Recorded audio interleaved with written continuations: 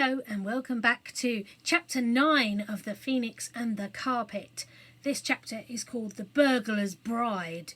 And don't worry, it's not a romantic lovey-dovey chapter, so I know some of you might be going, ooh, it's not. Just listen, it's funny. The morning after the adventure of the cats, the rats, the cow and the burglar, all the children slept until it was 10 o'clock, and then it was only Cyril who woke up. It was shivery cold, and there was little in the house that was really worth eating. Later, Robert had arranged a thoughtful little surprise for the absent servants. He'd made a neat and delightful booby trap over the kitchen door, and as soon as they heard the front door click open, they knew the servants had come home. All 4 children hid in the cupboard under the stairs and listened with delight to the entrance, the tumble, the splash, the scuffle, and the remarks of the servants.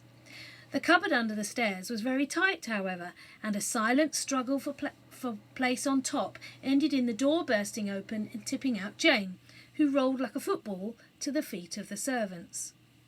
"Now," said Cyril firmly, when Cook had calmed down and the housemaid had time to say what she thought of them, "never mind us. We'll have an extra special treat called roly-poly for dinner, please." "I dare say," said the housemaid indignant. But the breakfast things were cleared away. Later, when the children were alone in the nursery, Cyril said, "Let's go somewhere by carpet." "I wouldn't if I were you," said the Phoenix, yawning, as it swooped down from its roost on the curtain pole. It perched on the back of a chair and swayed to and fro like a parrot on a swing. "What's the matter now?" said Anthea. She was not quite as gentle as usual because she was still weary from the excitement of last night's cats. "I'm tired of things happening. I shan't go anywhere on the carpet." The Phoenix opened and closed his wings thoughtfully. "The carpet.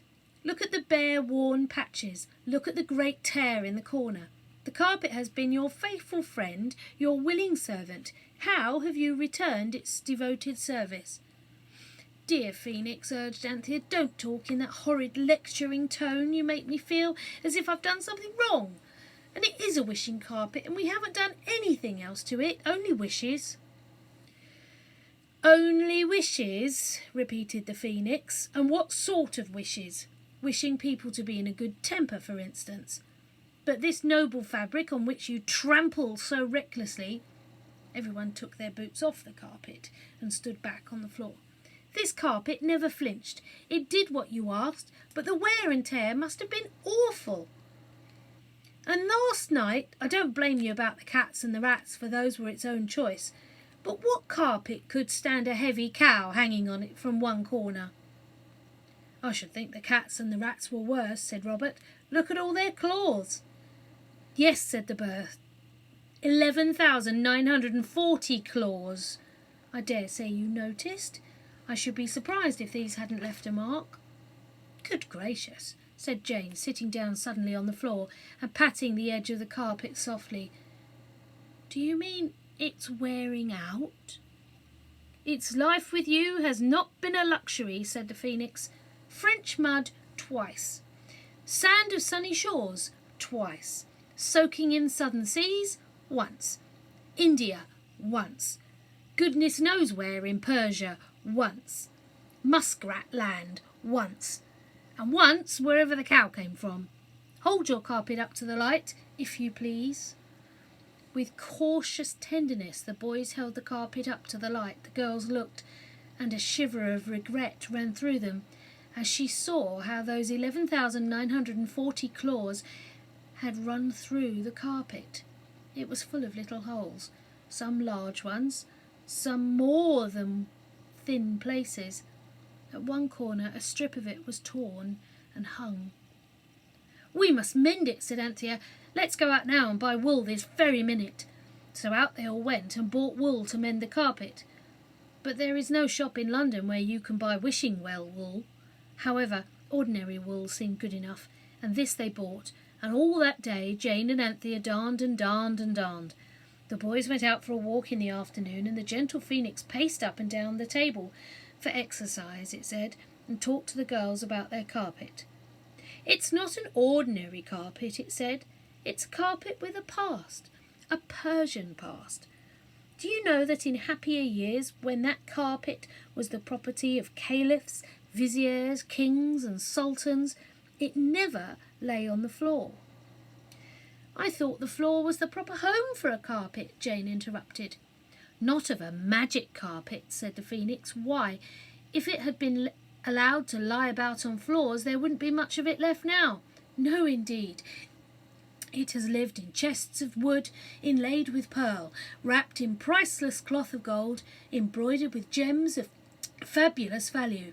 It has sat in the sandalwood caskets of princesses and in the rose-scented treasure houses of kings, except in the way of business when wishes were required, and then they always took their shoes off. And you? Oh, don't, said Jane, near to tears. You know you'd never have been hatched at all if it hadn't been for Mother wanting a carpet for us to walk on. You needn't have walked so much or so hard, said the bird, but come, dry your tears, and I will tell you the story of the Princess Zuleika, the Princess of Asia, and the magic carpet. Please do, said Anthea. The Princess Zuleika, fairest of all royal ladies, began the bird, had in her cradle been the subject of enchantments. Her grandmother... But what in her day Zuleika's grandmother had been was destined never to be revealed, for Cyril and Robert suddenly burst into the room. What's the matter? Asked the Phoenix, and it added that storytelling was quite impossible if people keep interrupting like that. The most awful thing has happened. Don't be cross. You won't be when you've heard what has happened. What has happened? Said the bird rather crossly, and Anthea Jane paused with their needles in the air. The most awful thing you could possibly think of, said Cyril. That nice chap, our own burglar, the police have got him on suspicion of stolen cats. He didn't see us when the police got him, and so we came away. Oh, Cyril, how could you? Said Anthea. A fat lot of good it would have done if we'd let him see us. No one would have believed a word we said. They'd have thought we were kidding. We did better than let him see us. We asked a boy where he lived, and he told us, and we went there. It's a little greengrocer's shop, and we bought some Brazil nuts. Here they are. The girls waved them away. Well, we had to buy something, and while we were making up our minds what to buy, we heard talking about him bringing in the meowlers last night. Well, where is he now? Cried Jane. At the police station, said Robert. They've put him in the cells. I thought it was jolly lark last night getting to take the cats, but now... Let's go to him, cried the girls, jumping up. Let's go and tell the truth. They must believe us. They can't, said Cyril. Just think. If anyone came to you with such a tale, you wouldn't believe it, however much you tried. We will only make things worse for him. There must be something we can do, said Jane, sniffing. My own dear burglar. I can't bear it. He was so nice. The way he talked about going to be extra honest. Dear Phoenix, you must be able to help us. You're so good and kind and pretty and clever. Do tell us what to do. The Phoenix rubbed its beak thoughtfully with its claw. You might rescue him and conceal him here till the police have forgotten about him. That would take ages and ages, said Cyril, and we couldn't hide him here. Father might come home at any moment, and if he found the burglar here, he wouldn't believe the truth any more than the police would. That's the worst of it. Nobody believes the truth. Couldn't we take him somewhere else? Jane clapped her hands. The sunny southern shore, she cried, where Cook is queen. He and she would be company for each other. And really, the idea didn't seem that bad. So all talking at once, the children arranged to wait until evening and then to seek the burglar in his lonely cell. Meantime, Jane and Anthea worked as hard as they could to make the carpet as strong as possible, for they all felt how terrible it would be if the burglar were to tumble through a hole in the carpet and be lost forever in the sunny southern sea. The servants were tired after the party that they had been to, so everyone went to bed early. When the Phoenix reported that both the servants were snoring, the children got up and they stood on the carpet and said, I wish we were in our burglar's cell. And instantly they were. I think everyone had expected the cell to be the deepest dungeon below the castle moat, but it was a little whitewashed room with 2 rugs striped blue and yellow, and a pillow. Rolled in the rugs with his head on the pillow lay the burglar, fast asleep. "I shall put my hand over his mouth," said Cyril, "and Robert will hold him down. Anthea and Jane and the Phoenix can whisper soft nothings to him while he gradually awakes." His plan didn't have the success it deserved, because the burglar was much stronger, even in his sleep, than Robert and Cyril, and at the first touch of their hands he leapt up and shouted something very loud indeed. Instantly steps were heard outside. Anthea threw her arms around the burglar and whispered, "It's us, the ones that gave you the cats. We've come to save you." Heavy boots sounded on the flagged passage outside, and a firm voice shouted, "Here, you! Stop that row, will you?" "All right," replied the burglar, still with Anthea's arms around him. "I was only talking in my sleep." It was an awful moment. Would the boots and the voice come in? Yes, no, and the boots went heavily away along the passage and up some stone stairs. "Now then," whispered Anthea. "How did you get in?" asked the burglar in a hoarse whisper of amazement. "On the carpet," said Jane truthfully. Said the burglar, "1 perhaps, but 4, and a yellow bird." "Look here," said Cyril sternly, "you wouldn't have believed anyone if they'd told you about a cow and all those cats in our nursery." "That I wouldn't," said the burglar. "Well then," Cyril went on, "just try and believe what we tell you. It can't do you any harm, you know." He went on in whispered earnestness. "You can't be very much worse off than you are now, you know. But if you'll just trust us, we'll get you out of this. No one saw us come in." "So," said Jane, "how about a sunny southern shore where there's nothing to do at all unless you want to?" "That would be nice, miss," replied the burglar. "Come on to the carpet then," said Anthea, gently shoving. The others quietly pulled, and the moment the feet of the burglar were on the carpet, Anthea wished, "I wish we were all on the sunny southern shore where Cook is." And instantly they were. There were the rainbow sands, the tropical leaves and the flowers, and there, of course, was the Cook, crowned with white flowers. "Why, hello, Cook," Anthea said. The burglar stood rubbing his eyes in the brilliant tropical sunlight and gazing wildly around him.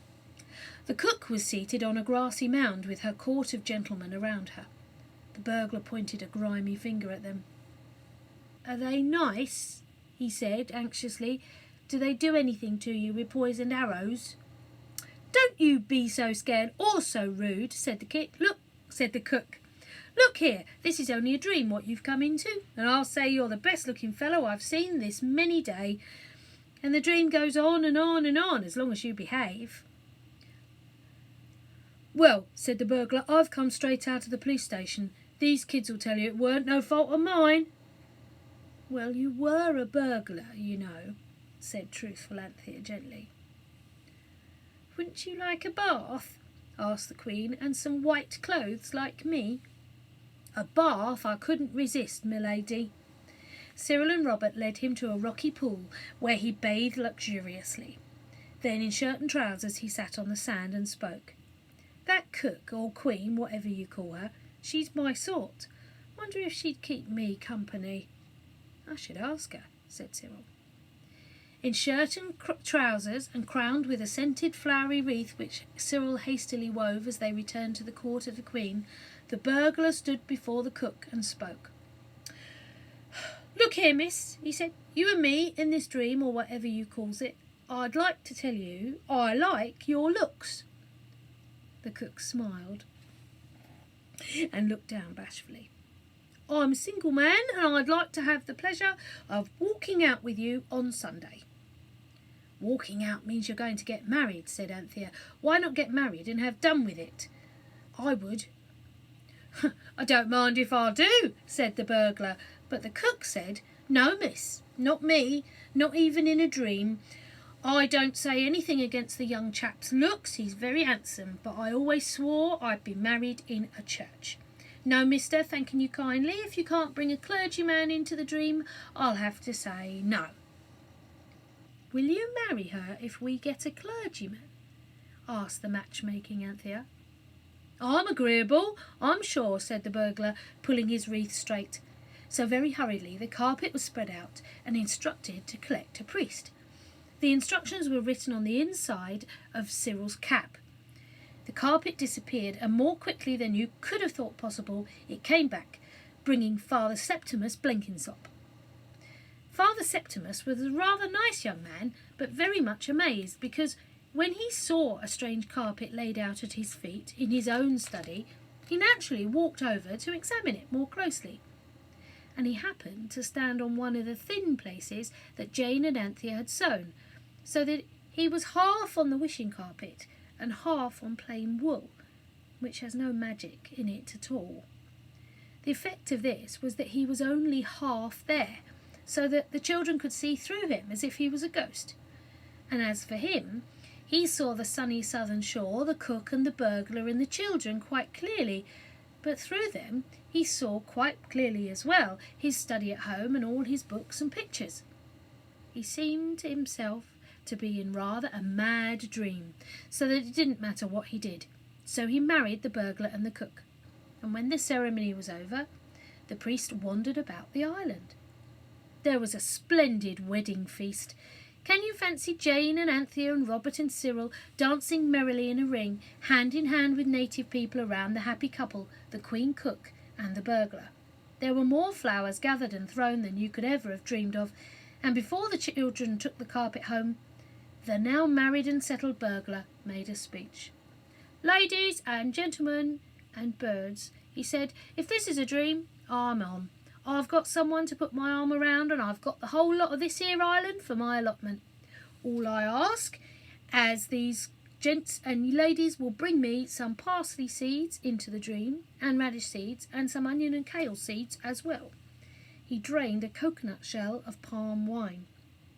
It was now past midnight, though it was only tea time on the island. With lots of good wishes, the children took their leave. They also collected the priest and took him back to his study. The phoenix kindly carried the seeds the next day to his burglar and his bride, and they returned with the most satisfactory news of the happy pair. "He's made a wooden spade already, and he's started making his allotment," the phoenix said. The police never knew how the burglar got away. His escape is still spoken of as the Persian mystery. You'll have to wait and see what happens next to these children. Until tomorrow. Goodbye.